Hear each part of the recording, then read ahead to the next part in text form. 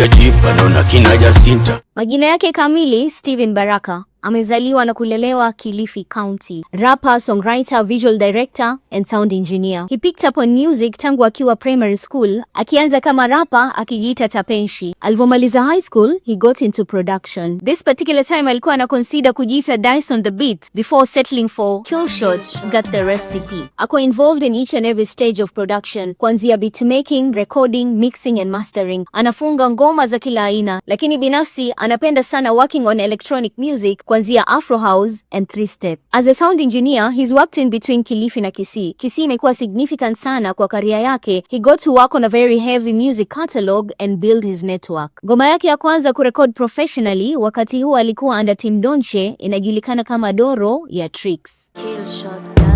Natafuta pesa babe, nataka kukula nawe, na hizi pambo uvae ni mbole nawe, ndo niringe mpaka kitawa pagawe. Ngoma yenye maana sana kwake kama sound engineer inajulikana kama Your Body by Priscilla, kwa sababu it was a very good payday for him. Ikamwonyesha kuwa as a sound engineer unaweza kulipwa vizuri sana na uishi fiti. His latest project ni ngoma ambayo inajulikana kama Tapeli na nyingine inajulikana kama Sherehe, ambazo ziko kwa EP ya Amosco. Ni wazi kuwa kwenye beat it's a kill shot, lakini pia kwa mistari anaua. Kilimani ni ngoma ambayo first verse yeye ndo anashuka nayo. This is a visualizer na hayuko kwa video.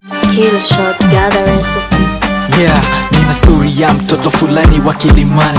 Nilipewa namba nikamtext mitani, kakasipula kafunguka sandani, akadai ananipenda tangu zamani.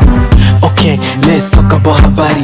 AWS kamtetemeko wa ardhi, alafu huko nyuma ni Murima ya Rigathi, chini Kijengetile kumejaa maji. Currently kama sound engineer anafanya kazi na Sepgang. Ni ngoma gani kali ya Killshot ambayo unaikubali? Make sure umeandika kwa comment section.